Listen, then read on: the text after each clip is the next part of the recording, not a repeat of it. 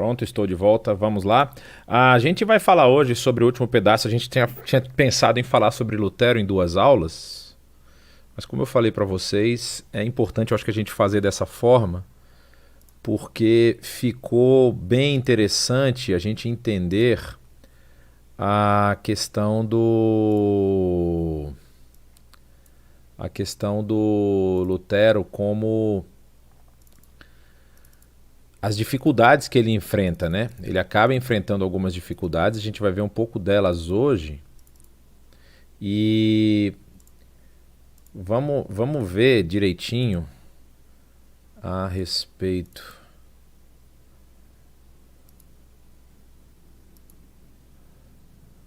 Pronto, vou subir.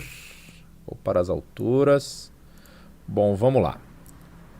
Na aula passada, a gente chegou a falar sobre a questão da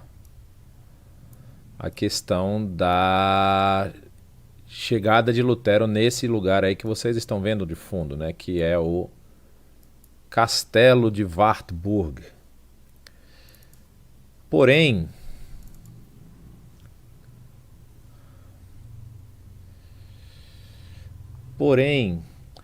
a gente não chegou a falar dos desdobramentos. Então, por exemplo, quando a gente falou da questão de Lutero ter sido sequestrado e levado para o castelo de Wartburg, ele fica aí enclausurado por um tempo, a gente falou da bula papal Exsurge Domini, que foi a bula que ele queimou um pouco antes da ida dele para Wittenberg. Então vamos lá novamente, começando. A gente falou na aula passada sobre essa ida dele para Wittenberg e como Lutero, em Wartburg, perdão, e como Lutero fica lá preso, né? Fica como se tivesse sido sequestrado, que na verdade não é um sequestro, foi um arranjo para que Lutero não fosse morto. E pensado aí por Filipe III, Filipe o Sábio, Filipe o príncipe eleitor da região da Saxônia. E Lutero vai passar aqui cerca de 12 meses, né? Um pouco a mais, um pouco a menos, exatamente aí as datas às vezes dão alguns conflitos, mas pelo menos 11 meses ele passa preso, de certa forma, né, na verdade sendo preservado nesse castelo, próximo à cidade de Eisenach, que é um dos pontos que se visita quando você vai conhecer a história da Reforma. E aí eu coloquei aqui, nós não vamos ler isso, mas eu não cheguei a mencionar na aula passada, esse é o Decet Romanum Pontificem, que é a bula de excomunhão de Martinho Lutero. Esse é posterior ao concílio da Dieta de Worms, ao documento de Worms. E Lutero, com esse documento, eu acho que vocês devem ter, quem recebeu o material da aula passada, deve ter visto lá que eu coloquei no final daquele material as 95 teses de Lutero, e coloquei também os pontos de inflexão da Igreja Católica, os pontos em que foram abordados pela bula papal chamada Exsurge Domini, que é a bula que reage ou que rebate Lutero. Uma coisa que eu acabei não falando, ou devo ter falado rapidamente, eu realmente não me lembro se eu cheguei a falar, é sobre como que a Igreja, qual foi o movimento da Igreja com relação a Lutero, no quesito... Muito boa pergunta. Como receber o material? Então vou fazer um hiato aqui na nossa aula para explicar isso. O material ele está disponível para todo mundo que se inscreveu no WhatsApp da Conexão, cujo número é 11 alguma coisa, outra coisa. Espera aí que eu vou pegar esse número aqui. Já vou passar para vocês. Eis o número aqui. Então, o número é esse que eu estou postando no chat aí do YouTube. Para quem está aqui na nossa sala, provavelmente já tem o número, porque Vocês entraram aqui pela inscrição, né? Tá aqui também. Então, tem que entrar em contato com esse número aí, falar que quer fazer a matéria, ou falar que já está fazendo a matéria, e eles vão te enviar o material, tanto da aula passada como das outras aulas também. Você vai receber todo o material. Então vamos lá. O que acontece aqui? Lutero, logo que ele escreve os seus documentos, ele não é deixado de canto. A gente falou que a Igreja Católica a Igreja Católica não teve uma reação muito enérgica num primeiro momento, mas Lutero começou a ser investigado. As 95 teses eram um documento, e aí como documento Lutero começa a ser investigado dentro da Igreja Católica, e ele possui uma escada, vamos dizer assim, umas escalas de pareceres contra Lutero. Lutero, primeiro, ele é indicado como uma pessoa que está com alguns pontos de conflito, depois ele é indicado como se estivesse falando heresia em algum elemento, até chegar ao ponto, no final ali de 1520, próximo à Dieta, que ele é considerado herege completo, ou seja, Lutero está deturpando as doutrinas da igreja, ele é considerado herege completo, e a gente percebe que esse movimento é um movimento que tem muita questão política envolvida, né? A questão política por trás das respostas, das idas e vindas,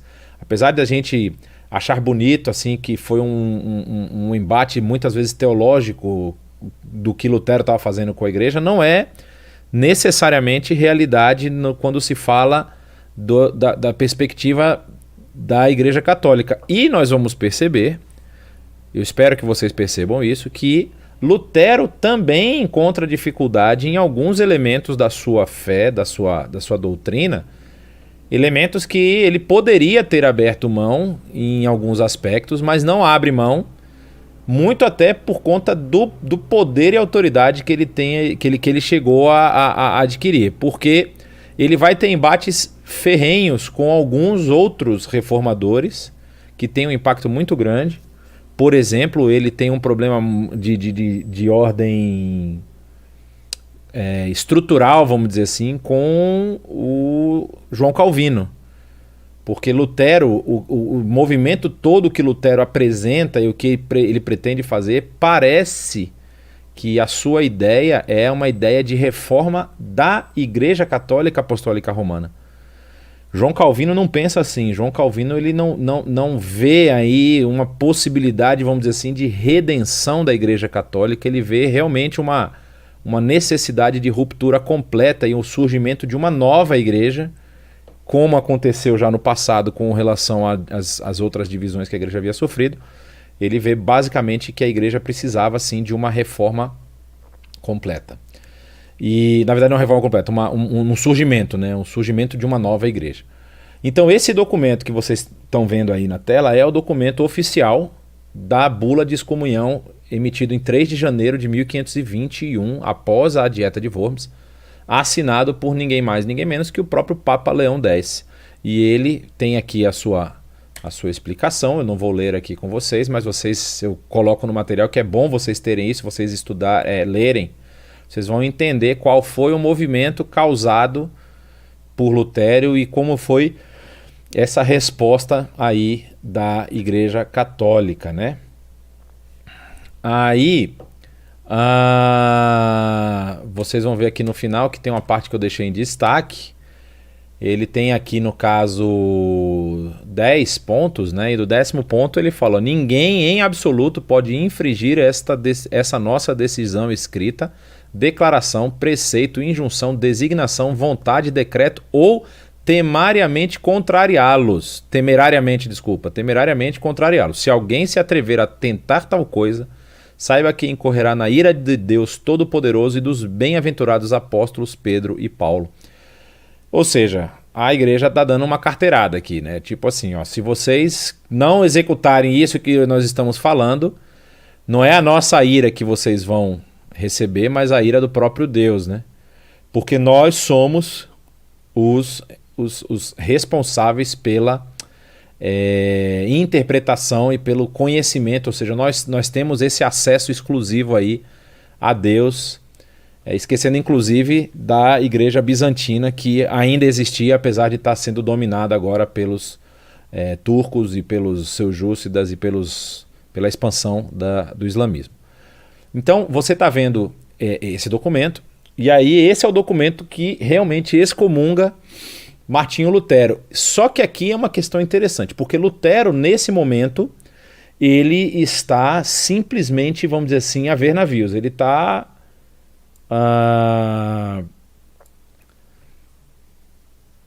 Lembrem, por exemplo, que Frederico o Sábio é católico. Então ele poderia falar, bom, se o Papa excluiu Lutero, eu não tenho mais agora, vamos dizer assim, poder e autoridade. Frederico é católico, ele tem aquela história de que talvez ele tenha se convertido no seu leito de morte ali, por volta perto do seu leito de morte. Mas Frederico, ele poderia pensar assim, bom, eu não vou querer ir contra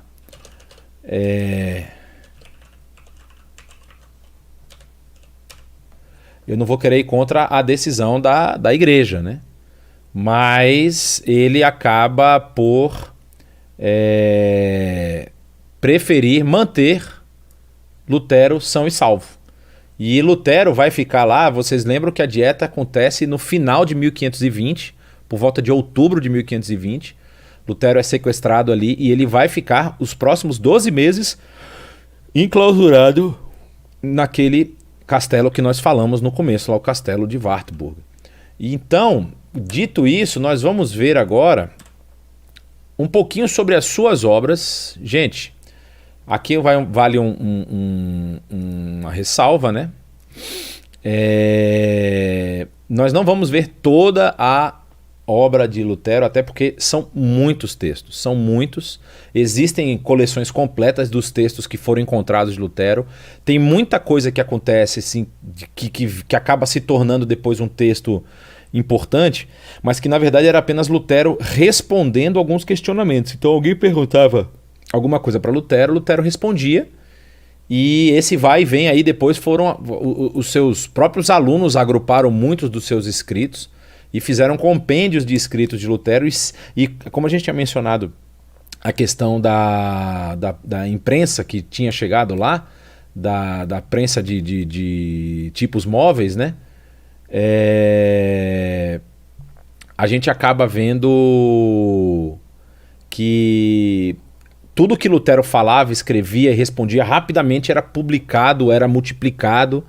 E aí quando Lutero vai ser levado à dieta de Worms, por exemplo, a gente voltando um pouquinho aqui no tempo, não havia nenhuma disputa teológica cujo nome de Lutero aparecesse que não lotava de gente. Todos os estudantes de teologia da região queriam ir lá ver Lutero. Então isso acontece em Heidelberg, isso acontece depois em Leipzig, isso acontece em Mainz, quando ele vai falar em Mainz também, em Erfurt.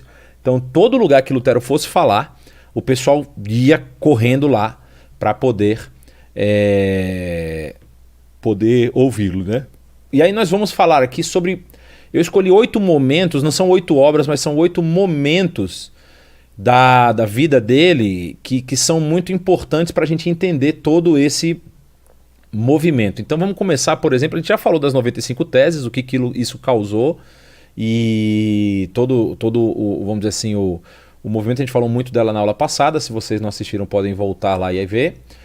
Aí tem essa questão da tradução do Novo Testamento, que é muito interessante. A gente vai perceber algumas coisas já que são pontuais, mas são marcas da história e da vida de Lutero.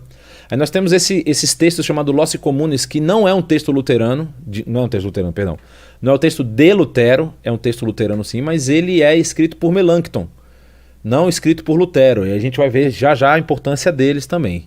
Aí o De Abroganda da Missa Privata, Abroganda Missa Privata, bonito esse nome latim aí, se você quiser botar no seu gato, que ele trabalha o fim do papel sacrificial da missa para o clero, a gente vai falar sobre ele também já na frente.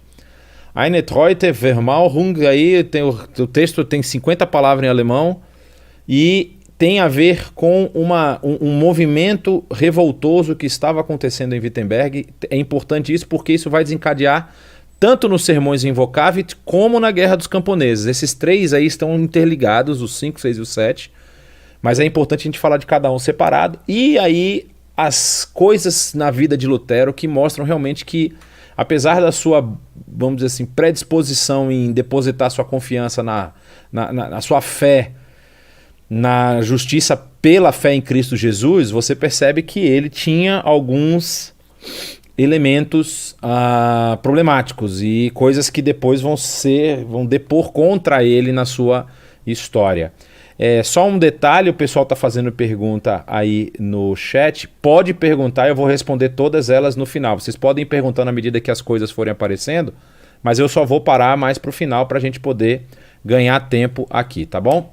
Então nós temos aqui a primeira questão que a gente vai falar, que já é o ponto número 2, na verdade, né? A gente já falou do ponto número 1, que eram as 95 teses. A questão da Bíblia de Lutero. Essa foto aí é uma foto que é do castelo de Wartburg, da sala, do quarto que é tido lá como o quarto onde Lutero ficava escrevendo, estudando e fazendo a sua obra de tradução do texto bíblico e também de escrever muitas cartas. É muito interessante esse período. Olha que doideira, gente. Lutero traduz o Novo Testamento completo em 11 semanas. 11 semanas foi o período que ele precisou para traduzir o Novo Testamento para o alemão. E a gente percebe na tradução que ele tem uma influência muito forte da própria teologia que Lutero queria colocar e queria defender. E isso vai ficar muito claro quando você vai ver, por exemplo, alguns temas, como a gente vai ver aqui, que ele chega a ampliar alguns conceitos e diminuir outros de acordo com o que ele encontrava, o que ele achava que era importante. Então, por exemplo, quando vai falar sobre lei e evangelho, ele dá muita importância sobre o evangelho, sobre a questão da salvação, sobre Cristo Jesus, sendo ele a boa nova e essa justificação pela fé. Mas ele são 11 semanas, 11 semanas, essa é uma pergunta importante. Ele fica 11 semanas e traduz em 11 semanas o Novo Testamento. É impressionante, ele fica 11 a 12 meses enclausurado, encarcerado, não é encarcerado, nada disso, mas ele fica retido ao espaço do castelo, que é um castelo muito bonito. Inclusive, se você tiver um dia oportunidade depois que a pandemia passar e quiser visitar o castelo de Wartburg, vale muito a pena, é um castelo muito bonito. Lá tem os aposentos, a vida do castelo era um castelo bem mais antigo que o Lutero em si, né? Ele é eu acho que de 1200 e pouco aquele castelo. E no período de Lutero já estava na família aí do Frederico o Sábio. Aí você pega, por exemplo, essa questão aí da lei versus o evangelho. Lutero ele tinha essa ideia de que a lei havia se cumprido em Cristo, né? Então, tanto que depois a sua teologia vai pender para ter um ensinamento mais focado nos evangelhos e nas cartas paulinas do que no Antigo Testamento, por exemplo. Há uma ressalva que eu faço aqui, e isso é uma conjectura, isso é para não falar que é um chutômetro, né? A gente fala que a palavra bonita é uma conjectura, é uma suposição. Mas assim, é bem possível que Lutero não gostasse tanto do Antigo Testamento porque ele não dominava o hebraico. Lutero tem muita dificuldade, por exemplo, para traduzir o Antigo Testamento, vai precisar de auxiliares. Ele não era não é que ele não dominava, ele conhecia hebraico, sabia traduzir no hebraico, mas ele não tinha a mesma fluência que ele tinha no grego, visto que ele traduzia um texto completo em 11 meses. Ele conhecia bastante do grego, mas no hebraico ele vai aí, para vocês terem uma noção, é a última linha do que eu coloquei, ele traduz o Novo Testamento em 11 semanas, mas o Antigo Testamento demora 12 anos. São 12 anos traduzindo o resto do texto bíblico, e a publicação do texto dele oficial, a Bíblia de Lutero, que é a Bíblia de 1534, só vai acontecer aí 12 anos após o início das traduções de Lutero. E aí você percebe, por exemplo, a gente falando sobre a questão da misericórdia versus a graça. Então, havia alguns textos que falam que Deus era misericordioso, ele dizia que Deus era gracioso, porque ele estava focado nessa questão de enfatizar a graça como elemento fundamental na ação de Deus na história. Tem, por exemplo, a questão quando aparecer que Jesus era o libertador de Israel, trocava pela palavra salvador, porque ele também, como nós vamos ver, ele tinha alguns problemas já com o papel do judeu dentro da narrativa da salvação. e da história do texto bíblico, né? Então, assim, vários elementos. Você percebe que a tradução de Lutero, ela é uma tradução, algumas pessoas podem dizer tendenciosa, mas na verdade eu não diria tendenciosa. Ela era uma tradução que expressava ali a parte da sua doutrina, daquilo que ele acreditava, porém ele queria auxiliar as pessoas que iam receber esse texto de forma a que essas pessoas não tivessem dúvida do que ele estava falando, né? E aí tem um elemento muito interessante, que Romanos 3, Romanos 3, verso 23, se eu não estou enganado, 3:28, perdão. No Romanos 3:28, na NVI vai dizer o seguinte: pois sustentamos que o homem é justificado pela fé, independente de obediência à lei. Vê aí a questão da lei, da fé, lei do evangelho e tudo mais. Mas aí no texto que ele traduz, ele coloca a fé somente, ou seja, querendo dizer que não é por obras, fazendo essa distinção a essa batalha que ele já estava travando aí com os seus católicos e seus inimigos católicos. E quando ele foi perguntado a respeito disso, fizeram essa pergunta para ele, a resposta dele foi a seguinte: olha, o texto e as outras cartas de Paulo mostram que a tradução pedia esse elemento, porque realmente o que Paulo está querendo mostrar ali é justamente que a lei, as obras da lei, não salvam, é somente a fé. Então, ele na verdade só estava dando uma explicação a mais, vamos dizer assim, dando uma esclarecida num texto que já estava lá. E ele trabalha com essa questão de graduação das cartas, né? Ele não é graduação, perdão, é gradação, né? De dar graus, né? Saiu um errinho ali. De dar graus nas cartas. Então, cartas como Hebreus e Tiago tinham para ele um peso mais fraco do que algumas cartas do apóstolo Paulo, por exemplo, né?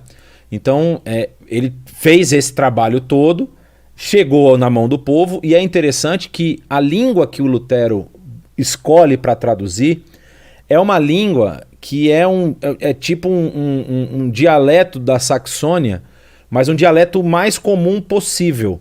E esse dialeto, pelo fato dele ser compreendido tanto na parte sul da Alemanha como na parte norte, ele utiliza esse dialeto, e esse dialeto acaba se tornando depois a língua, vamos dizer assim, padrão comum.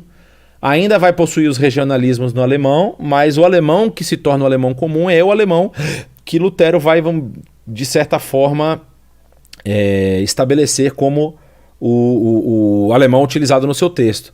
Tanto que depois Melanchthon, quando vai escrever os outros textos, e o próprio Lutero, ele utiliza esse mesmo alemão para poder estabelecer um padrão de escrita, e esse padrão acaba tendo reverberações aí até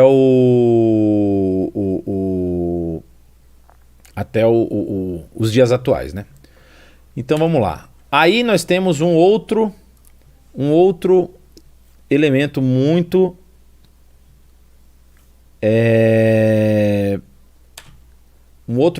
interessante nos seus escritos, que na verdade não são seus escritos. Esse caso aqui são os escritos de Philip Melanchthon, esse rapaz bonito que está aí do lado de vocês, bem apessoado, que o pessoal vai dizer que é a teologia sistemática que Lutero nunca escreveu.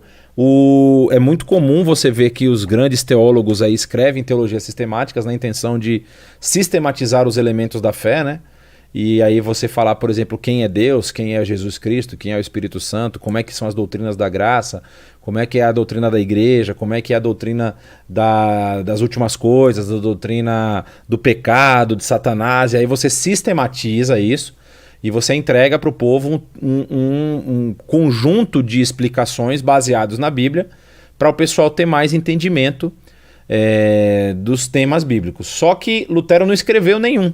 E as pessoas dizem que essa obra aí, os Loci Communes, que é a obra do Philip Melanchthon, seria como se fosse a teologia sistemática de Lutero, porque ele escreve tudo baseado nos escritos de Lutero.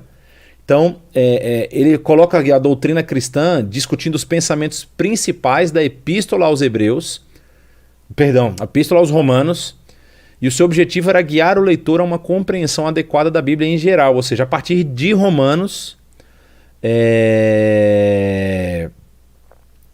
a a partir da Epístola aos Romanos, que o Lutero entendia como sendo a epístola doutrinária do apóstolo Paulo, você teria uma compreensão melhor de todos os textos do Novo Testamento. E Lutero falou o seguinte, né? Ele falou, junto às Escrituras Sagradas não há um livro melhor do que esse Loci Communis, falando do trabalho de Philip Melanchthon, e foi publicado em 1521, e isso é importante porque quando Lutero escreve, ou quando Melanchthon produz isso, Lutero está enclausurado no castelo de Wartburg. Então, provavelmente Melanchthon foi algumas vezes até lá para poder conversar com Lutero, para poder preparar o seu material e depois a sua publicação. Aí Lutero escreve esse texto, que é de abroganda missa privata, ou seja, é um texto que tem um impacto muito grande na doutrina católica. E vocês vão ver já já por quê. Quando ele escreve esse texto, ele está sendo questionado por muitas pessoas.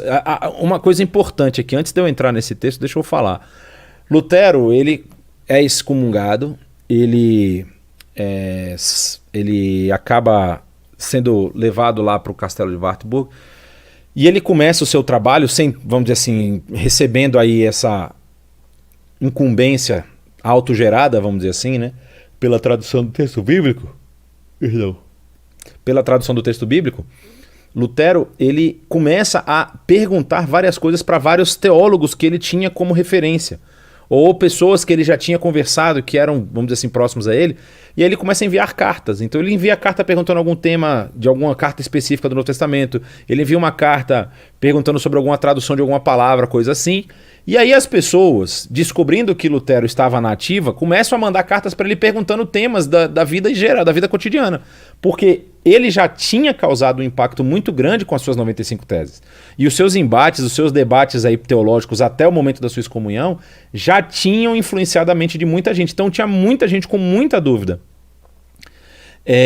Aí Lutero começa a responder essas perguntas, e uma das dúvidas principais era sobre a questão do clero e do laicato. Então, assim, muita gente... Lutero combatendo o sistema de indulgências, vocês lembram que o sistema de indulgências...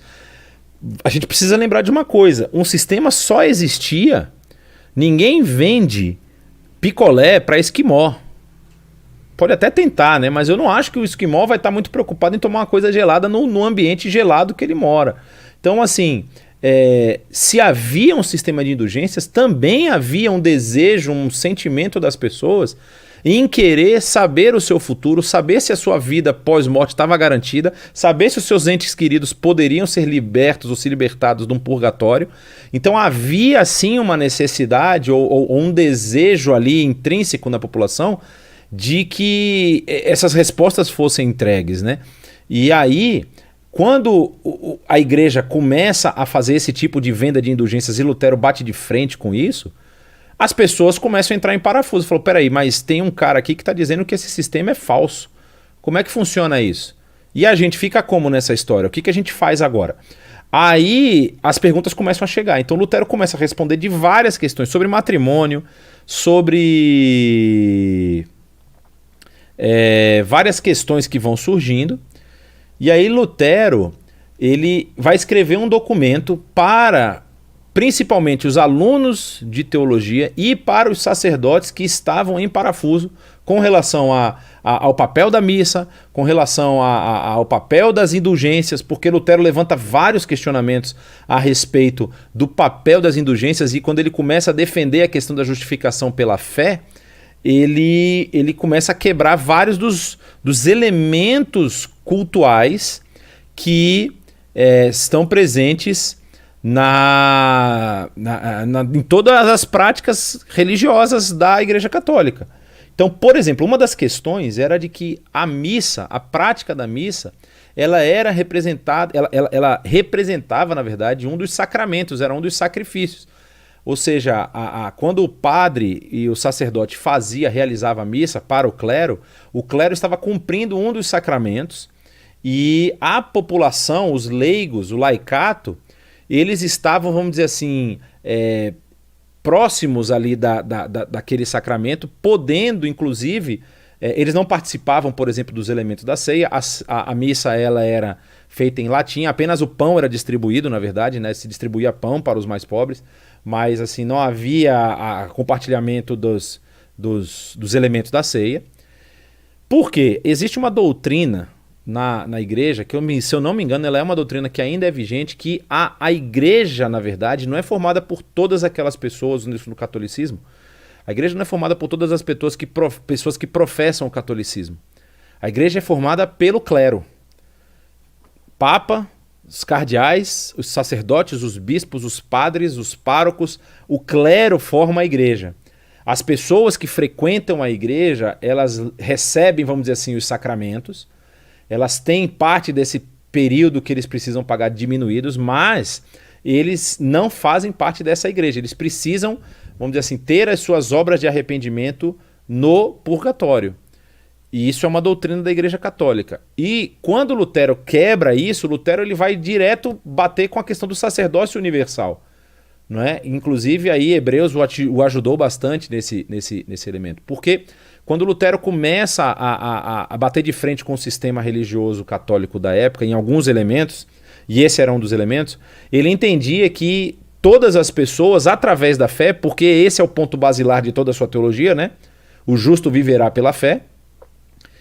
Ele entende que as pessoas elas podem sim participar dos elementos, porque eles estão comungando como uma igreja só, e a missa, no caso, deveria ser feita de uma forma com que as pessoas entendessem, ou seja, elas precisavam compreender o que estava sendo falado. Tanto que havia os sermões e havia a missa. Então você tinha um momento da missa que era um momento, vamos dizer assim, sacrificial dos líderes, ou seja, como se eles estivessem completando as obras de Cristo, e havia o momento da pregação, né, do sermão, que o sermão era feito em língua comum, mas a missa era feita em latim. Então as orações que eram feitas a Deus eram feitas em latim. Aí o que acontece nesse movimento? Ele começa a quebrar esse elemento aí de divisão entre o clero e o laicato. Então você começa a perceber que Lutero está indo contra o sistema, inclusive um sistema socioeconômico. Porque a divisão do clero e laicato não era apenas uma divisão religiosa, ela era também uma divisão econômica, não é? Porque, por exemplo, os lordes, os padres, os chefes de estado, eles faziam parte da igreja, porque havia a questão do governo divino dos reis, né? Então, assim, da autoridade divina dos reis. Então, eles faziam parte porque é óbvio, eles tinham dinheiro, e o pessoal que era pobre não fazia parte, porque a igreja não tinha interesse. Mas isso não é muito diferente nos dias atuais, infelizmente. Nós temos muitas igrejas ainda, e não estou falando de igrejas neopentecostais, estou falando de igrejas tradicionais que lidam dessa forma, mas não falam. Mas é isso, não vamos entrar nesses detalhes, vamos continuar. Aí, ele trazia esse povo para perto ali do cerimonial do culto, né, da missa, né? Então ele acaba praticamente com essa questão da celebração da missa como ela era feita. Entendeu? E começa a distribuição dos elementos da ceia para todo mundo. Ele escreve esse texto se torna um texto mais ou menos básico no período. E tem essa mudança aí completa de panorama, vamos dizer assim, no que diz respeito aos sacramentos da ceia, da comunhão como um todo. Porque a Igreja Católica na época, para dizer a verdade, eu não conheço muito do que a Igreja Católica tem feito hoje, eu li bastante sobre o que tem feito na época, mas a Igreja Católica na época tinha essa predisposição, dizer assim, de servir os elementos da ceia, e eles tinham um elemento muito importante que era a confissão obrigatória. E Lutero vai combater isso em um dos seus textos, que ele obrigava os fiéis a irem se confessar na igreja. E aí na igreja, quando o fiel se confessava, o padre vai dar a penitência do fiel. Você tem que rezar tantas Ave Maria, tantos Pai Nosso e tal, e dar uma contribuição para a igreja e tal. Então ali eles tinham um controle do pessoal. Lutero vai bater de frente com isso. Eu não me lembro se ele bate, não é nesse texto que ele bate de frente com isso, é num outro texto, mas ele bate de frente dizendo o seguinte, que todo cristão é um sacerdote, corroborando com o que ele está falando aqui. Então, na verdade, qualquer pessoa pode confessar qualquer outra pessoa, desde que ela esteja realmente arrependida. E a confissão por si só, que era a confissão, vamos dizer assim, mecânica, né? Se ela não viesse abraçada aí com um arrependimento, ela não tinha valor nenhum perante Deus. Só para lembrar uma coisa, isso acontece desde o Antigo Testamento na questão de sacrifícios. Isso não é uma invenção da Igreja Católica, né? Vocês vão lembrar que vários profetas batem de frente com o sistema religioso, falando justamente que o sistema religioso virou um sistema de pagamento de dívida. O cara sabia quais pecados ele queria cometer, quais ele tinha cometido, ele lá pagava a dívida e tava com a folha estava em branco de novo, né? E aí os profetas vão falar, vocês acham que eu quero sacrifício? Não, eu quero misericórdia e coração quebrantado. Osés vai falar isso muito claramente. Aí, continuando, você vai ver que depois desse texto, Lutero vai escrever o... Aí tem essa figura mais bonita ainda do que a figura do Philipp Melanchthon, né? Que essa aí é o chamado Junker Jorg. Junker Jorg é um pseudônimo de Lutero, que Junker é cavaleiro, né? É cavaleiro Jorg. E aí tem aquele texto bonito que eu falei para vocês. Eine treue Vermahnung zu allen Christen sich zu hüten von Aufruhr und Empörung. Uma sincera admoestação a todos os cristãos para que se resguardem da insurreição e rebelião. Por que ele escreve esse texto? Eu vou voltar no texto anterior para vocês olharem para essa imagem aqui e gravarem ela na cabeça. Não que ela tenha importância, mas é importante o período que ele escreve isso. Ele escreve isso quando ele está enclausurado em Wartburg. Aí, aqui, nós temos ele com o seu pseudônimo, que ele saía como esse cavaleiro Jorg e visitou Wittenberg algumas vezes, visitou alguns outros lugares, escondido, né? Camuflado, mascarado. Só que o que aconteceu? Quando Lutero escreveu aquele texto lá, alguns líderes do movimento reformador, Andreas Karlstadt, Gabriel Zwillig e outros, eles começaram a ampliar os conceitos que Lutero estava passando. Então, por exemplo, quando Lutero falava que não podia mais fazer missa em latim, eles começaram a tomar aí como é que eu posso dizer? Uma atitude de que várias coisas precisavam ser reformadas, não era só a missa. Precisava ser reformado a forma do culto, a formação da igreja, as coisas que estavam dentro da igreja que não pertenciam, não faziam parte da Bíblia, tinham que ser removidas. Então, por exemplo, há um momento aqui em que o desejo iconoclasta volta, não é? O desejo iconoclasta, ele começa a ter esses insurgentes. E aí, o que a gente vai perceber? Olha só, ele quando escreve esse texto, ele vai a Wittenberg em uma ocasião e volta.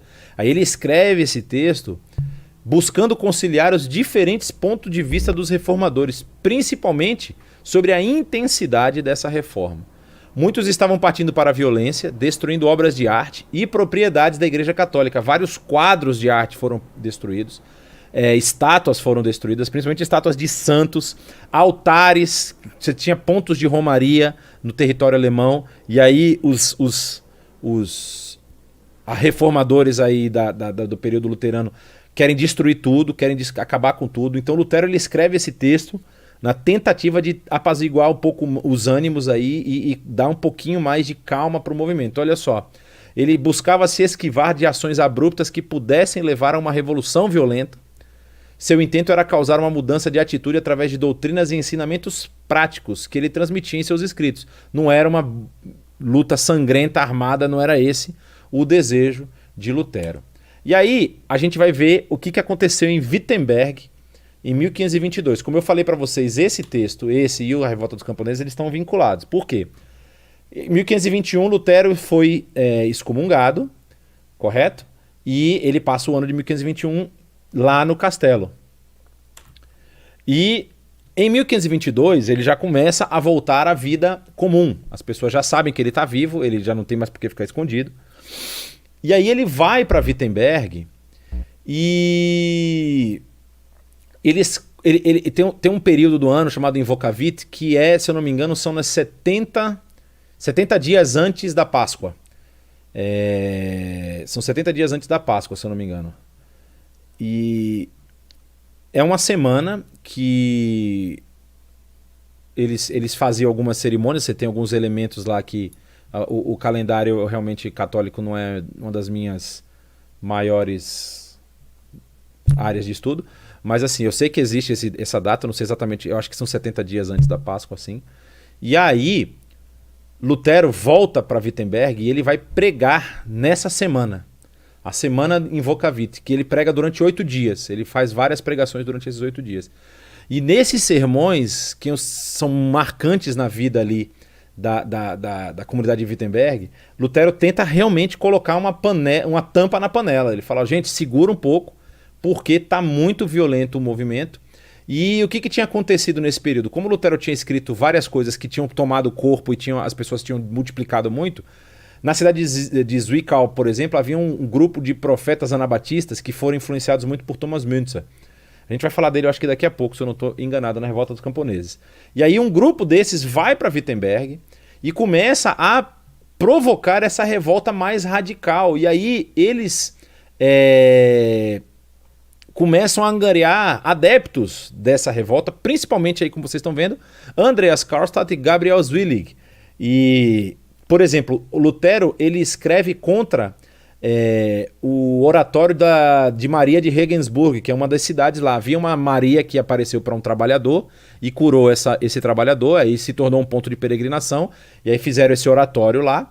E aí Lutero escreve contra o padre da cidade, falando que ele deveria parar com a peregrinação para esse lugar. Na verdade ele escreve para o povo para parar a peregrinação, porque não havia esse tipo de coisa de Maria vir e fazer aqui um milagre.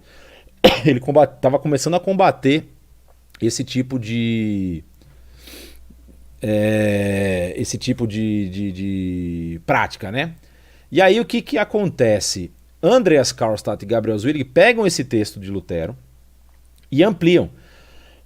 Como Lutero falou mal de um lugar de peregrinação, então, na verdade, todos os ícones, todas as estátuas, elas são erradas. Então nós temos que quebrar tudo. Aí eles começam a entrar nas igrejas da região de Wittenberg e a quebrar as estátuas, a jogar tudo fora. Essa imagem que você está vendo aí é uma representação de uma estátua de Maria sendo derrubada, por exemplo.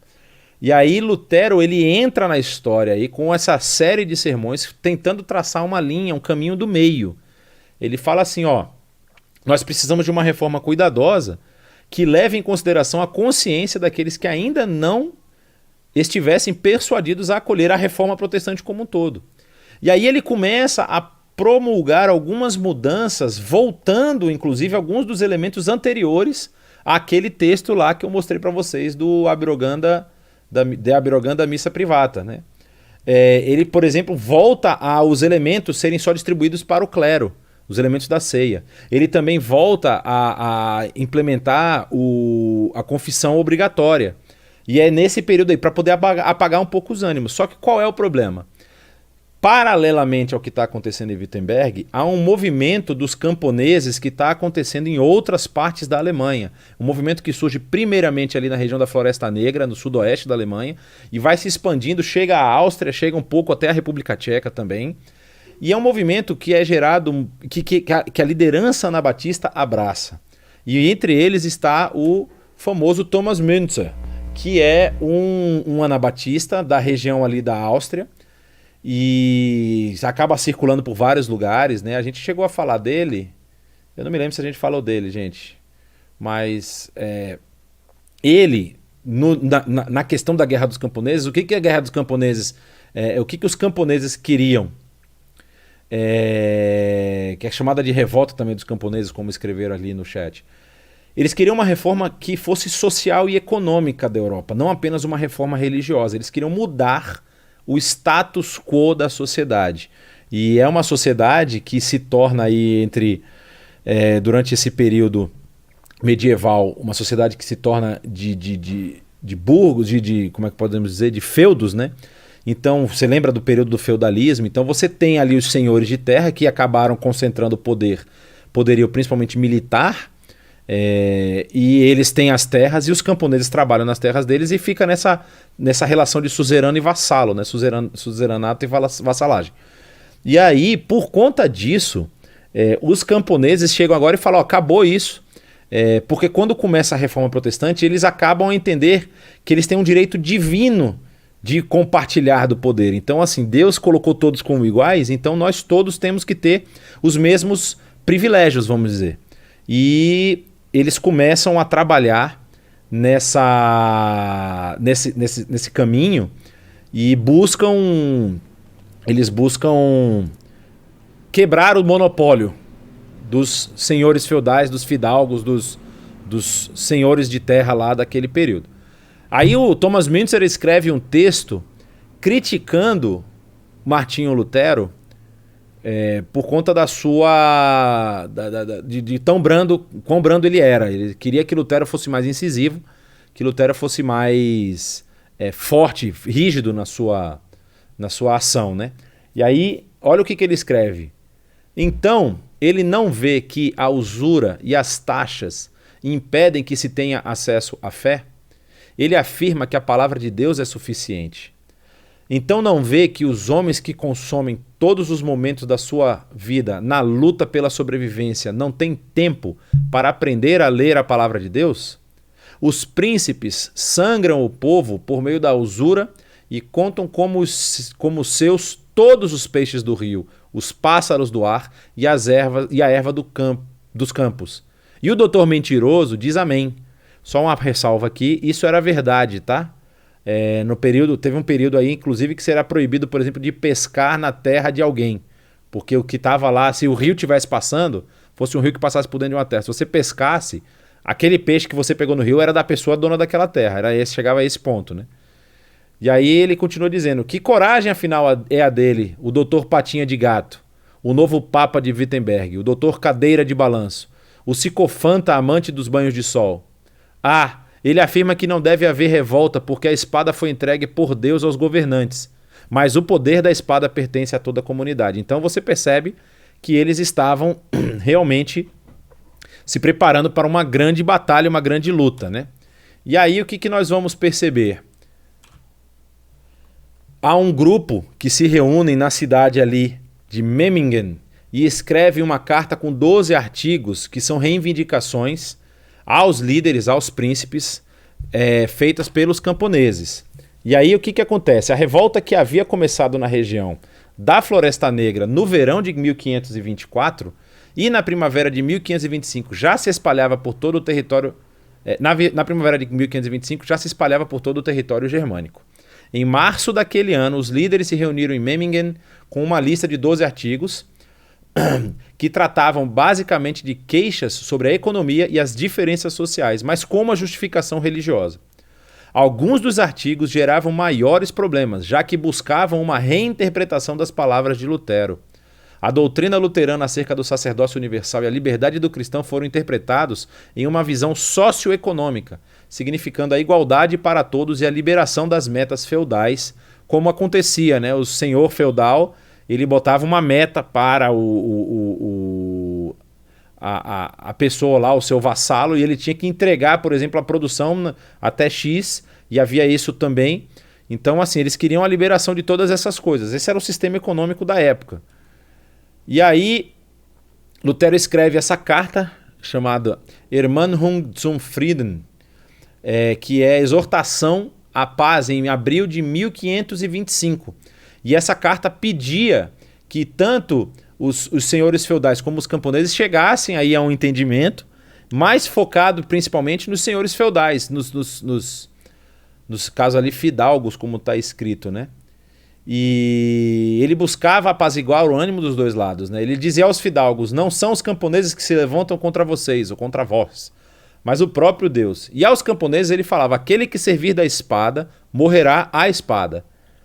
Mesmo que os príncipes sejam perversos e injustos, nada autoriza a revolta contra eles. Essas eram as palavras que o Thomas Müntzer estava criticando, inclusive, dizendo que Lutero estava se colocando do lado dos senhores lá, dos líderes que estavam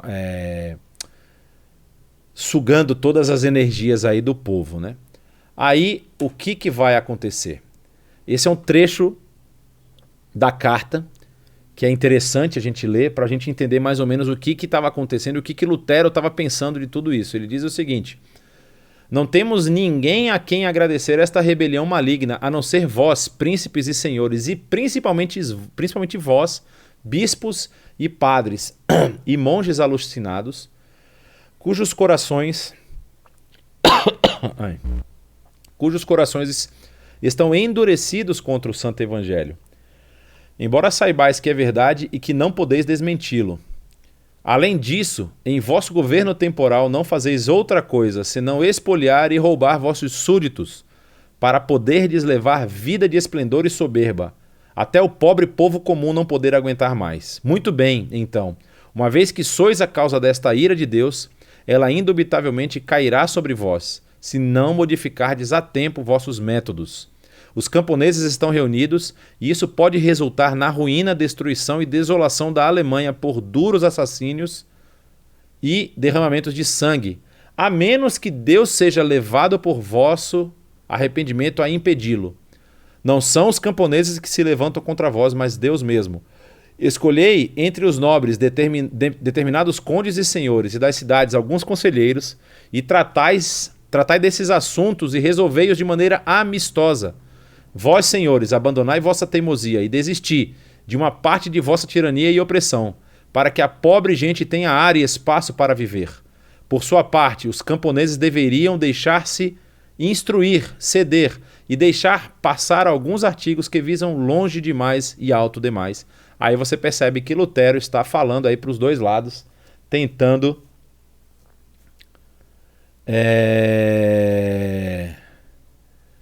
resolver esse problema, né? Aí o que nós vamos ver? Os senhores tiram o pé. Eles não se armam, não vão contra. E os camponeses aproveitam isso.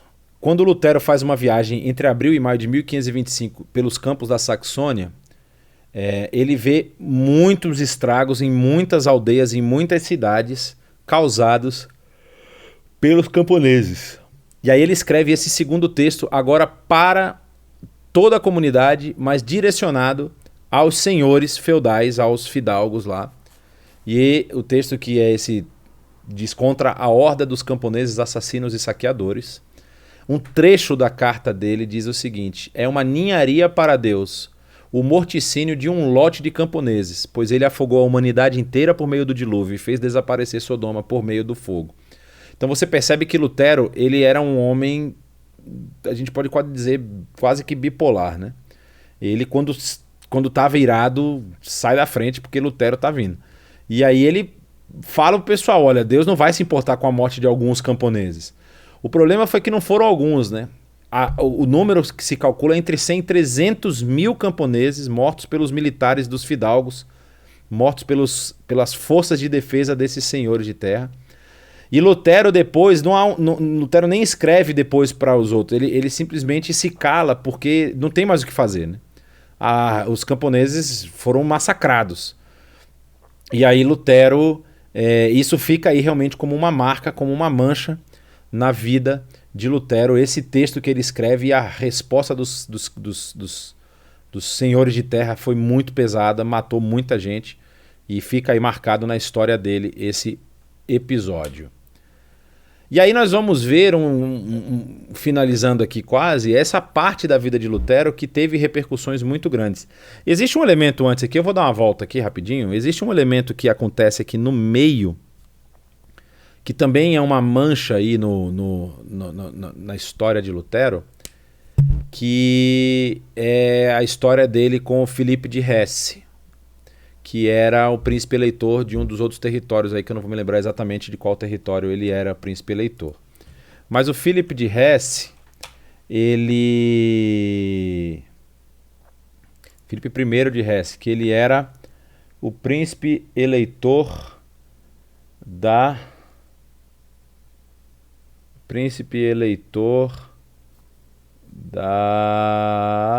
de algum lugar. Depois a gente vê isso aí, mas enfim. Ele casou com também uma senhora de classe, chamada Cristina da Saxônia, né? O casamento dele. Só que o Filipe de Hesse, a esposa dele era doente e parece que não poderia gerar filhos. Então ele acaba se envolvendo com uma outra mulher, uma mulher de nome Margarete de Saale, e com essa Margarete ele tem vários filhos. Ele chega, acho que são 17 filhos. Só que o que acontece? Ele já estava envolvido com essa mulher e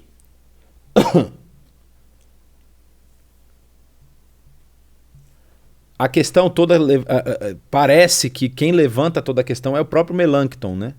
Porque a Igreja Católica condenava o divórcio de uma forma assim muito, muito forte. E aí a Igreja Católica, e daí o luteranismo também abraça essa ideia de que o divórcio é um problema. E Melanchthon, comentando o caso de Henrique VIII, que já havia se tornado público, né? Henrique VIII que funda a Igreja Anglicana porque o Papa não quer separar ele da sua atual esposa, e aí ele vai se casar com Ana Bolena. O Melanchthon comenta que o caso todo lá de Henrique VIII seria muito mais facilmente resolvido se, ao invés de pedir a separação, ele simplesmente se casasse com a outra também. E aí justificasse isso dizendo que no Antigo Testamento era permitido você ter mais de uma esposa e tudo mais. Quando o Filipe de Hesse ouve isso, ele pergunta para Lutero se ele pode casar com a outra, com a mulher que ele já estava envolvido. E aí teria duas esposas. E Lutero não condena isso, né? Porque ele vai dizer que o Filipe de Hesse ele vai elencar elementos falando sobre a questão do Antigo Testamento, que os patriarcas possuíam mais de uma esposa e tudo mais. E no caso do Novo Testamento, só aqueles que almejam o episcopado e aqueles que almejam serem servos, diáconos, né? Ele fala da questão dos diáconos serem apenas maridos de uma só mulher e tal, e não havia exatamente uma condenação expressa, isso no Novo Testamento. Havia uma recomendação para os que querem assumir o ministério aí de pastoral e aqueles que querem servir como diáconos na igreja. E então, a resposta de Lutero nesse caso é uma resposta muito complicada. Ele fala para ele assim, ó, você não é que você está recebendo uma autorização, nós estamos recomendando que se você for fazer isso, que você faça isso, mas mantenha isso no mais alto sigilo, não revele isso para ninguém. Só que é óbvio que a história vazou. E Lutero ficou, vamos dizer assim, o que Lutero escreveu para ele acabou vindo a público. E Lutero também carregou essa mancha aí, junto com a mancha que ele carrega dos camponeses, carregou essa mancha no seu currículo para mostrar que o nosso querido amigo, o querido Lulu, não é também a pessoa mais bela do pacote. Assim, tinha suas dificuldades e seus defeitos. Aí nós vamos falar sobre o antissemitismo alemão e o problema que Lutero vai ter com os judeus. Então, se você olha essa imagem aí, essa imagem foi tirada da igreja de Santa Maria, que está em Wittenberg. As pessoas imaginam que quando a gente fala da igreja das 95 teses, a ala da porta das 95 teses, e a gente mencionou sobre isso na aula passada, por que é o dia 31 de outubro, né? As pessoas acham que aquela é a igreja que Lutero pregava. Não é, é essa daqui. A igreja da cidade, a igreja principal é a igreja de Santa Maria. A igreja do castelo era como se fosse uma igreja particular. A gente a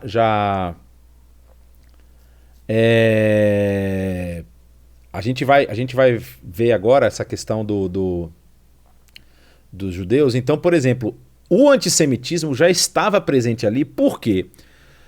Os judeus, eles têm um péssimo hábito de prosperar onde eles se enfiam. É impressionante isso. Onde tem judeu é difícil você... Claro que não todos os judeus prosperam, não quer dizer que todos os judeus são ricos, não, mas eles têm uma capacidade de prosperar muito, muito interessante. Isso aconteceu durante a história da Europa toda. Qualquer país que teve judeus, que teve comunidade judaica, um país que o momento de maior prosperidade foi o momento em que a comunidade judaica tinha liberdade para agir. E aí é interessante, inclusive as pessoas não sabem que tudo o que aconteceu na Segunda Guerra com os judeus tem seus reflexos, ou seja, tem seus como é que a gente diz? Epicentros na Primeira Guerra Mundial, quando os judeus estavam muito bem de vida e financiaram grande parte do exército, não é? Grande parte da capacidade militar da Primeira Guerra da Alemanha foi financiada por dinheiro judaico, por dinheiro judeu. Só que, quando Hitler assume o poder, tem muito judeu, tem muita gente que está devendo aos judeus, inclusive o Estado está devendo. E aí Hitler, estou confundindo tudo aqui. E aí Hitler ele cresce com uma certa raiva dos judeus e aí culpa os judeus pela situação que a Alemanha se encontra naquele momento. E aí faz toda uma propaganda nazista, não estou falando sobre nazismo, mas é importante aqui porque a gente vai ver o seguinte. Essa imagem que você está olhando aqui, tem ali atrás um rapaz está levantando o rabo de uma porca para ver se vai sair mais algum judeu. E você vê aqui que tem umas crianças que estão mamando nas tetas da porca. E essa imagem, essa imagem ofensiva se chama Judensau, que é uma imagem que já é feita de propósito para, tipo assim, provocar ao máximo os judeus. Você lembra que judeus não têm tanto poder bélico, o judeu não consegue entrar em luta, em batalha. Agora em Israel consegue, mas nessa época não. Os judeus eles trabalham muito com finanças, né? E aí, essa imagem ela está na esquina da igreja de Santa Maria. Ela está na fachada externa e no local de passagem para a sinagoga. Os judeus moravam em um lado da cidade e tinham que passar por aí todo o Shabat, quando eles iam para a sinagoga, e viam isso. Isso foi colocado de propósito, só que foi colocado bem antes de Lutero. Isso foi colocado em 1305. É a época dessa obra de arte aí que foi colocada lá. Então você percebe que havia já uma animosidade com relação aos judeus. Eles não eram tão benquistos assim. Mas quando Lutero começa o seu movimento,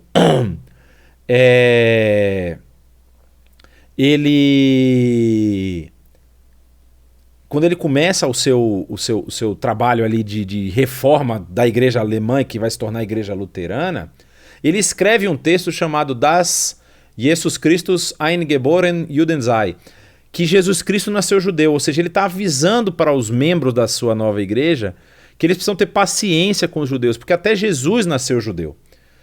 Só que, quando o tempo vai passando, os judeus não se convertem. Ele achava que os judeus iam se converter em massa, porque agora que ele tinha descoberto a última maravilha do texto bíblico, que o justo viverá da fé, não tinha como os judeus não entenderem que Jesus Cristo ele veio para redimir toda a humanidade, e apesar do que os judeus fizeram com Jesus, eles também poderiam, pela fé, ser resgatados. Ele acreditava nisso. Lutero falava isso abertamente, e esse texto que ele escreve vai falar sobre isso, que eles precisavam ter paciência, que os judeus eles não haviam entendido ainda, mas quando eles compreendessem essa maravilhosa graça que estava lá expressa no Novo Testamento, eles com certeza iriam se voltar para Jesus também e tudo mais.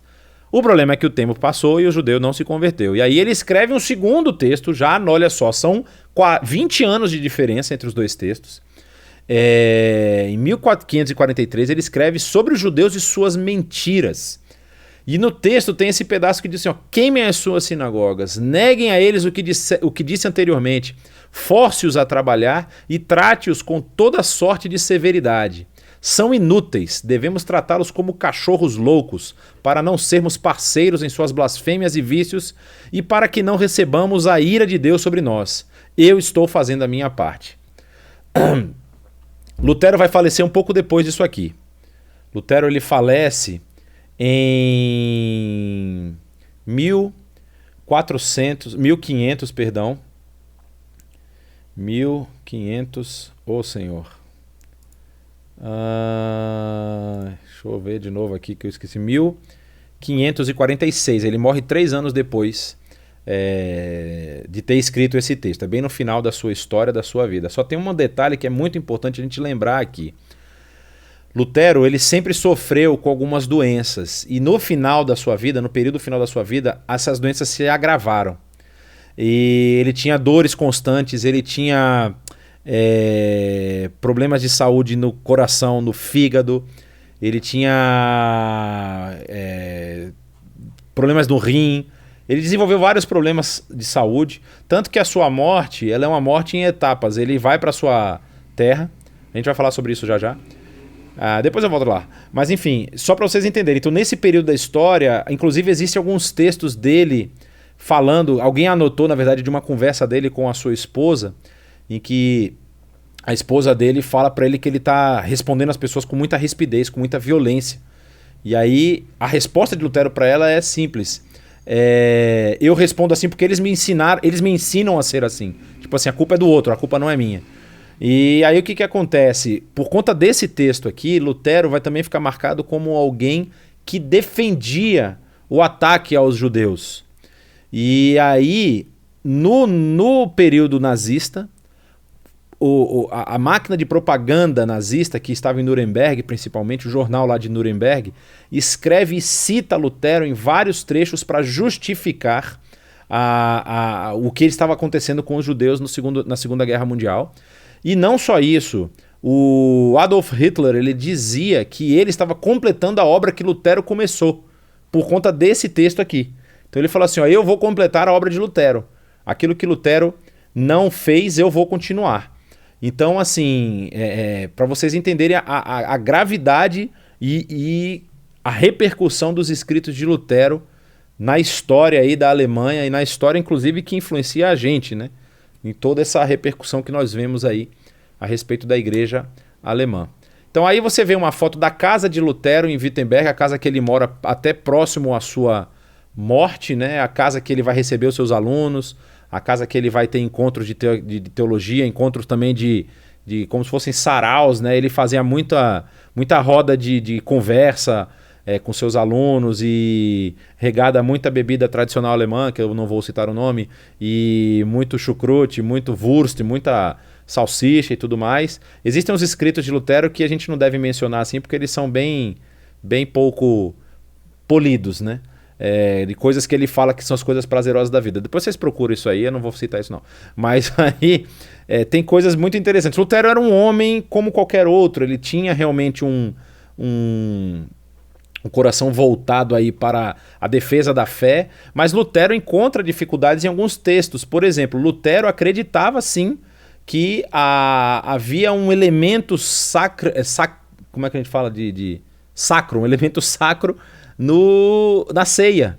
Não é algo que por exemplo, nós batistas, nós somos uma igreja batista, nós não entendemos que nós não temos nenhum sacramento, né? Nós temos ordenanças. Então Jesus deixa 2 ordenanças para os seus seguidores, que é batizar todos em nome do Pai, do Filho e do Espírito Santo e celebrar a ceia até que ele volte, né? Que vai toda vez que comermos da ceia, vamos relembrar a sua morte, e ele não vai comer dela de novo até que coma já no reino, né? No reino vindouro. E aí Lutero ele pega a tradução literal do "este é o meu corpo", e ele considera que há ali um elemento especial na ceia. Então ele considera realmente a ceia como um sacramento. E coisas que, por exemplo, Zwinglio já consegue trabalhar de uma forma diferente. E tem um segundo elemento que é o batismo infantil. Lutero acreditava que as crianças precisavam sim ser batizadas. Ele continua crendo nisso. E esse inclusive vai ser um dos motivos do embate dele com o Lutero, de Zwinglio com o Lutero. Zwinglio, por exemplo, ele não conseguia entender por que Lutero, que já tinha rompido com várias questões, né? A respeito, por exemplo, da questão papal, do poder absoluto do Papa e tudo mais, por que ele não conseguia romper com esses outros elementos, né? Mas enfim, aí o que nós vamos ter no final? A questão do casamento de Lutero e da sua morte. E eu não estou aqui associando as duas coisas não é porque ele casou que ele morreu não. Mas assim, ele casa com essa ex-freira, né, que estava num convento, a Catarina Vambora. Não é pra gente falar vambora, né, mas eles foram embora. E aí tem muitos filhos. Ele tem um dos filhos que ele perde por doença, filho novo, era um filho que ele amava muito. E aí ele tem também, isso abala um pouco aí a sua trajetória, ele fica bastante chateado e machucado por conta da perda desse filho. E aí o que acontece na sua morte? Lá no ano 1546, Lutero volta para a terra dos seus pais lá, porque os seus irmãos, a região de Eisenach, Desculpa, a região de Eisleben, Eisenach é onde está o castelo de Wartburg. A região de Eisleben, os seus irmãos eles passam a cuidar dos negócios do pai de Lutero, que trabalhava lá com a questão das minas, né? Das minas de carvão e de cobre, se eu não me engano.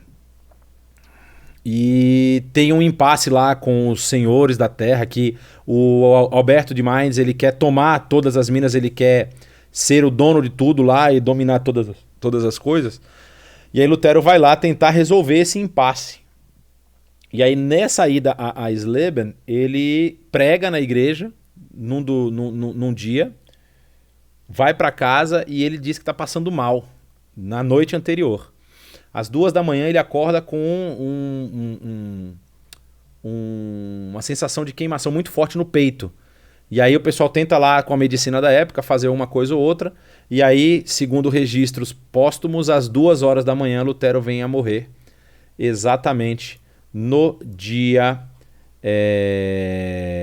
18 de fevereiro de 1546. E acabou a história de Lutero. Bom, pessoal, vamos lá. Estou aqui vendo algumas perguntas. Lutero, a gente acaba aqui. Na próxima semana a gente vai começar a falar sobre a reforma suíça, a reforma franco-suíça, né? A reforma de língua francesa. Falar um pouco de Calvino, de Martin Butzer e outros mais. Mas deixa eu ver aqui se nós temos algumas perguntas que eu possa elucidar, esclarecer. Bom, eu estou olhando para cima porque tem um monitor acima da minha cabeça, só para vocês não se assustarem. Esse curso não é pago. Lutero nega o livre-arbítrio. Lutero não necessariamente nega o livre-arbítrio. Ele defende a justificação pela fé. Aí, o desenrolar dessa doutrina, que também vai ser uma doutrina calvinista, não é? O desenrolar dessa doutrina é que vai acabar nesse embate aí a respeito do livre-arbítrio, né? E Calvino, na verdade, se eu não me engano, ele quando ele vai falar sobre a questão da soberania divina, ele vai chegar ao ponto de falar exatamente isso, né? Que não há nenhuma escolha que a gente possa fazer por nós mesmos que venha a ser boa, né? Não é a questão da depravação total. Aí você lembra do símbolo do tulip, não é? Que é o acróstico em inglês que vai falar sobre a doutrina calvinista como um todo, né? E aí o tulip vai falar que a depravação é total, aí você tem a graça irresistível, como é que é? Depravação total. Deixa eu lembrar aqui.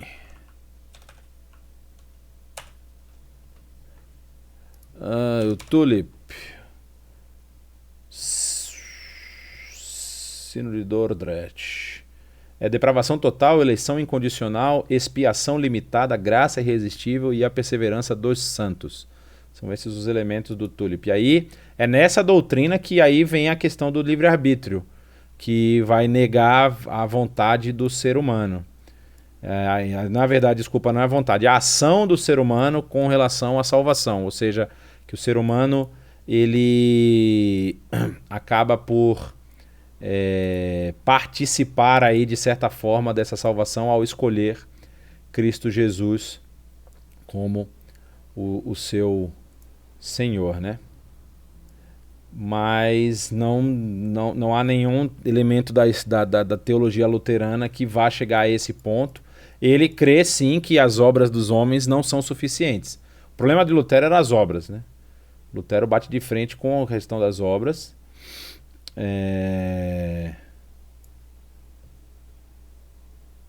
E aí age mais por conta disso, mas não necessariamente negando o livre-arbítrio.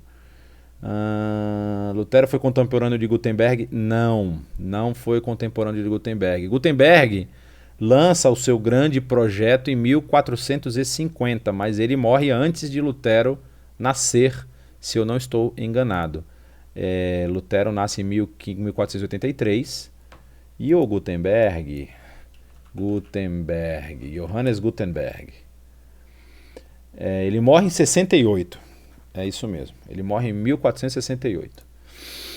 Ok? Lutero não termina o Antigo Testamento, termina. Lutero lança a Bíblia completa. Lutero lança a Bíblia completa, Antigo e Novo Testamento, em 1534.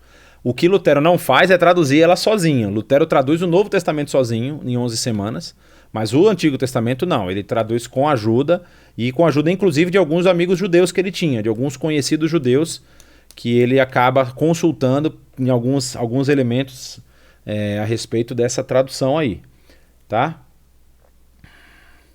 Por que os senhores feudais poderosos o apoiavam? Essa é uma pergunta interessante. O que acontece, né? Havia ali uma tensão de poder entre o poderio católico, o poderio de Carlos V, no caso o poderio do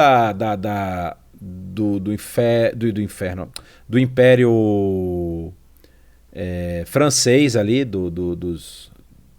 de língua francesa, vamos dizer assim. Na época, antes do Carlos, era o...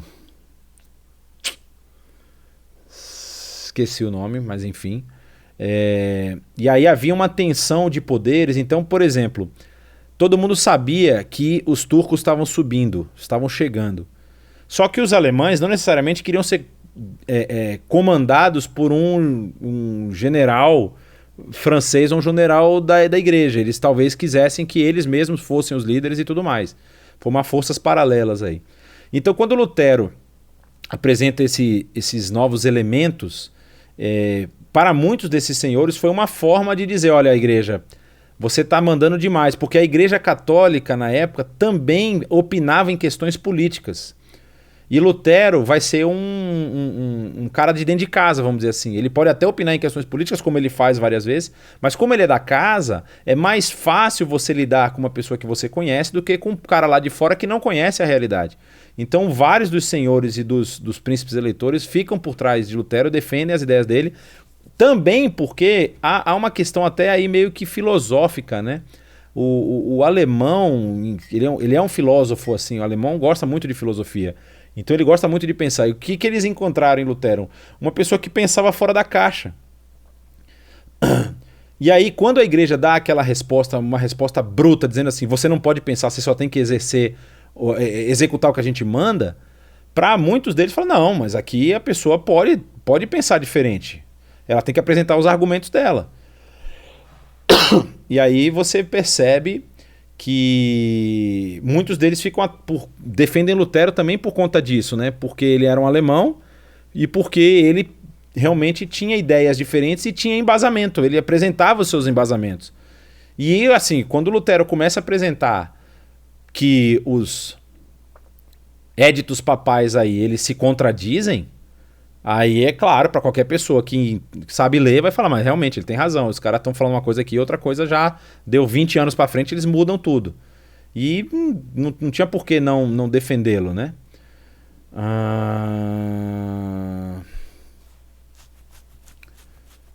Porque os poderosos apoiam... Qual o maior conflito na Guerra dos Camponeses e o princípio luterano da passiva submissão à autoridade? Então, essa que é a questão que a gente mencionou, né? Assim, a Guerra dos Camponeses, eu realmente, se você for me perguntar qual é o maior conflito, eu não vou saber dizer exatamente onde foi, não. Eu sei que no norte da Alemanha houve um massacre muito grande, e na região ali do noroeste, que é onde está a cidade de Wittenberg, também houve... Nordeste, que está a cidade de Wittenberg. Mas o grande problema é que Lutero não conseguiu, essa é a minha opinião já, e Lutero não conseguiu conectar com os camponeses, né? Quando Lutero pediu para os camponeses irem mais devagar e inclusive conversar amigavelmente, e falou para os senhores de terra lá não usarem de força excessiva contra os camponeses falaram, a bola está com a gente agora, e é a hora de partir para cima, é a nossa oportunidade. Muitos deles, porque também foram, vamos dizer assim, envenenados pelo discurso de que a causa deles era divina, discurso esse feito pelos profetas de Zwickau, pelos anabatistas, como a causa deles era divina, eles teriam vitória garantida. E aí veio lá o poderio dos senhores de terra e dos príncipes eleitores que tinham exércitos treinados com cavalaria, com artilharia, com tudo mais, e os camponeses vinham com pedaço de pau, com foice, né, com outras coisas assim. E aí não tinha como não dar problema, né? E aí Lutero, aquela questão, não é que ele falou para eles serem submissos, né? Ele falou para eles irem devagar porque ele sabia quem estava do outro lado. E aí, como eles não obedeceram, o que aconteceu depois foi só desdobramento, não tem muito o que ele fazer, né? Quando Lutero estava confinado no castelo, ele realizava cultos semanais, era possível com a participação de pessoas, de comunitários. Existia um período em que ele ficou isolado. Depois ele começou a fazer algumas coisas ali para as pessoas do próprio castelo. Porque um castelo, para funcionar, não é assim, joga Lutero lá dentro e fecha a porta, né? Existe todo um corpo de funcionários, de pessoas que trabalham, que moram dentro do castelo. É muito provável que esse castelo, na verdade, fosse do Filipe III, mas não era um castelo que ele morava. Ele era um castelo que ele ia, por exemplo, talvez no verão, como a região de Wartburg é uma região mais alta, é uma região lindíssima, por sinal, pode ser que ali seja um castelo de verão, por exemplo. Ele vai lá porque é mais fresco e tudo mais, de repente mais quente na região de Wittenberg e tudo. Eu, para dizer a verdade, eu não posso confirmar nada disso que eu estou falando, não, mas eu imagino, porque um grande construtor do período bíblico que fez isso era Herodes, né? Herodes construiu vários castelos, você tinha castelo de verão, castelo de inverno, na verdade fortalezas, né? Não eram castelos, eram fortalezas, mas assim... E aí você tinha o povo lá daquela região e Lutero realizava algumas missas, assim, tinha até um salão na parte superior do castelo lá, que era um salão de encontros, de festas, e que também tinha ali um local de sermão, né? E eu acho que não, agora saber se as pessoas poderiam participar, eu creio que só as pessoas do castelo. O castelo não é de tão fácil acesso assim, tá? Ele fica no alto de uma montanha aí, para você chegar lá. A cidade, por exemplo, de Eisenach, que é onde fica o castelo de Wartburg, não é tão próxima. É uma cidade mais distante. Então, se ali fosse uma comunidade antiga, para eles chegarem no castelo era uma caminhada boa, viu? Uma boa caminhada. Muito grave. A propósito do professor do outro país. Sim, vamos continuar nos outros países. Nós vamos falar sobre a reforma na França, a reforma na Holanda, a reforma na Inglaterra também. Ok? Esse movimento de camponeses tem alguma relação futura com um dos grupos dos anabatistas ou algum tipo de movimento decorrente da reforma? A revolta dos camponeses foi uma revolta socioeconômica. É isso que a gente pode falar. Os anabatistas vão ter reflexo, sim. Existem grupos anabatistas que... Inclusive a gente já falou de um deles, por exemplo, os ruteritas, que são anabatistas, de Jacob Rutter. Eles existem até os dias de hoje. Não é? E existem outros movimentos anabatistas. Por exemplo, os batistas, em tese, têm parte dos anabatistas, né? Algumas coisas que nós abraçamos das doutrinas deles. E nós existimos até hoje. Mas, assim... Também menonitas são anabatistas, né? Eles são contra... Por exemplo, pegar em armas para lutar, para guerra, eles são pacifistas, então eles acabam tendo que fugir da Europa, porque senão eles iam ser obrigados a lutar ou então seriam mortos. Então você tem esses grupos aí que permanecem até hoje. Mas a questão do grupo dos camponeses, não. Os camponeses foi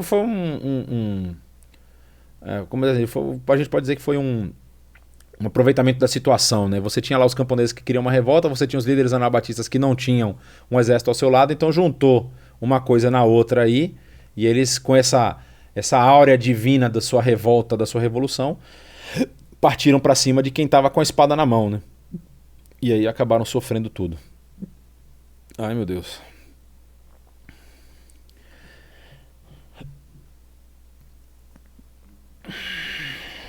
Acho que isso aqui é uma afirmação que eu já falei, né? Eu não consigo entender, essa era uma marca ok, mas depois no final da vida mais marcas sobre os judeus. A questão dos judeus a gente falou, né? Foi realmente algo muito ruim que aconteceu com Lutero, não teve paciência, mas para vocês entenderem, os judeus eles foram expulsos de quase todos os países em que eles viveram na Europa. Então os judeus foram expulsos da Espanha, foram expulsos de Portugal, foram expulsos da Alemanha, foram expulsos da Itália, Na verdade, a Bíblia fala do imperador Cláudio expulsando os judeus de Roma, né? Então, assim, não é de hoje que eles são expulsos da Itália. Então, assim, mas, por exemplo, a Holanda abraçou os judeus. A Holanda, como era um país que tinha na época que os judeus são expulsos de Portugal, os holandeses já estão avançados na reforma, eles não têm problema em receber os judeus. Então, a comunidade judaica é muito interessante que existe uma sinagoga judaica portuguesa em Amsterdã. Porque era o grupo de portugueses que fugiu e se refugiou em Amsterdã. E a cidade, com certeza, grande parte da prosperidade da cidade se dá pelos judeus que ficam lá. Existe um filósofo judeu muito importante chamado... Rapaz, só porque eu falei o nome do cara, o nome sumiu. Não é Savonarola, não tem nada a ver. Não. Filósofo...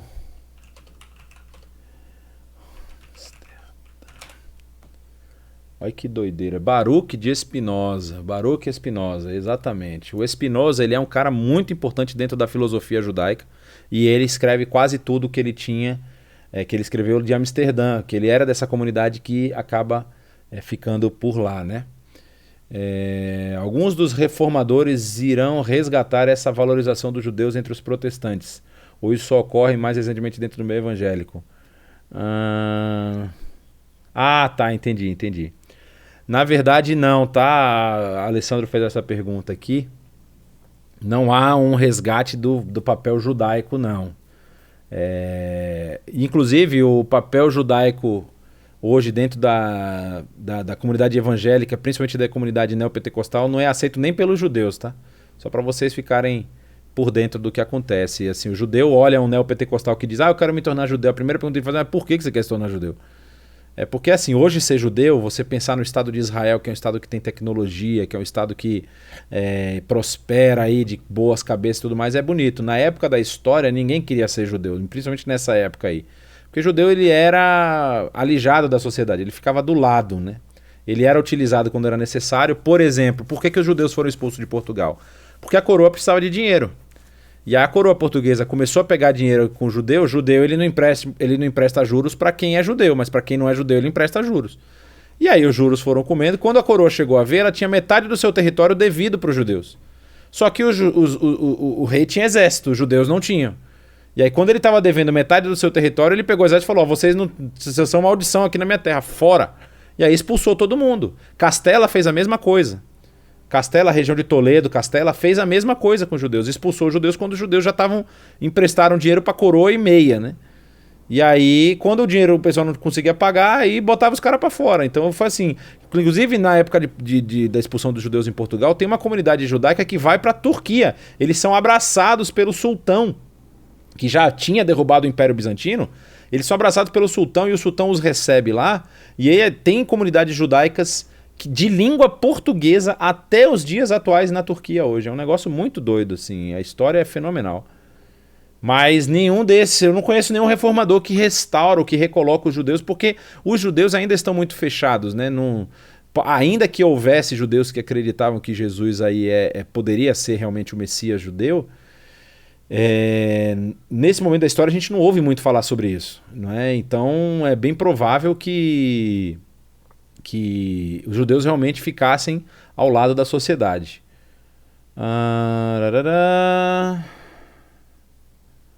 Lutero não foi perfeito, mas creio que ele foi um instrumento de Deus para mudar. Com certeza, foi um instrumento de Deus, sim. O uso político da religião sempre traz atrocidades, escândalo desvio da verdade do evangelho. Com certeza, não tenho dúvida disso. Eu acho interessante, diferentes calvinistas vêm da igreja reformada. Acho que precisa crer para batizar, diferente do aliancismo da visão reformada. Isso é uma das questões muito complicadas, né? Por exemplo, de algumas igrejas reformadas, quando eles fazem essa substituição. Tem muitos deles que a gente chama de substitucionistas, né? Então, essa pergunta até que fizeram aí a respeito da restauração dos judeus mostra um pouco disso. Muitos dos reformadores consideraram a igreja o novo Israel, né?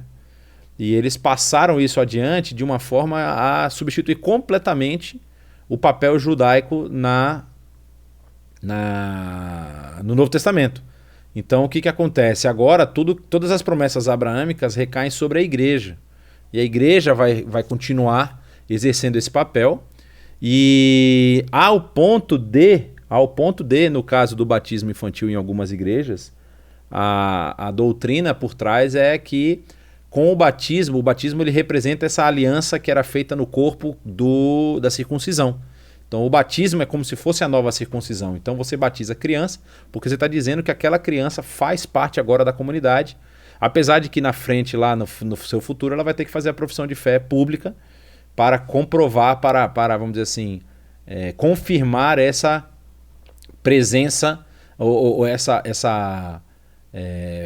esse pertencimento dessa criança agora, desse adolescente, desse jovem à comunidade da fé.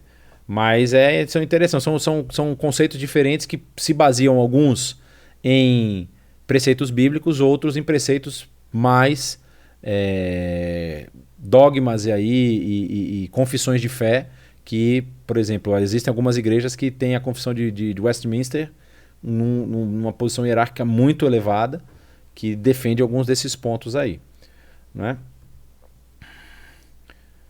Minha primeira igreja, portanto, aprendi a ser reformada. Ok.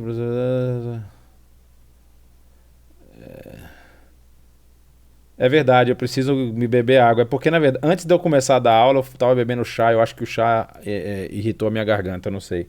Pode ter sido isso. E eu estou sem nenhuma água aqui no meu escritório nesse momento. Mas obrigado aí pela dica. Professor, fala alemão. Pouca coisa. Fala alguma coisa de alemão. Mas capaz de não passar fome na Alemanha. Mas só isso. Não consigo falar em alemão, assim, pregar em alemão não dá. Vamos ver, estão perguntando uma outra coisa aqui. Não há nenhum registro histórico ligando aos santos judeus convertidos na época da igreja primitiva? Olha, o Novo Testamento é um bom registro histórico, né? Porque os primeiros convertidos são judeus, né? Se você for pensar, o apóstolo Paulo, você vê, por exemplo, o Saião falou hoje de manhã, né? A mensagem dele lá falando sobre Paulo em Corinto. Corinto, quando Paulo prega na sinagoga de Corinto, muita gente se converte. Mas depois o pessoal, os líderes da sinagoga, percebendo que estavam perdendo a importância, brigam com Paulo e querem resolver lá com o Gaio, o procônsul da Caia, que estava lá em Corinto naquele momento. E exatamente essa que a Sandra está falando no grupo,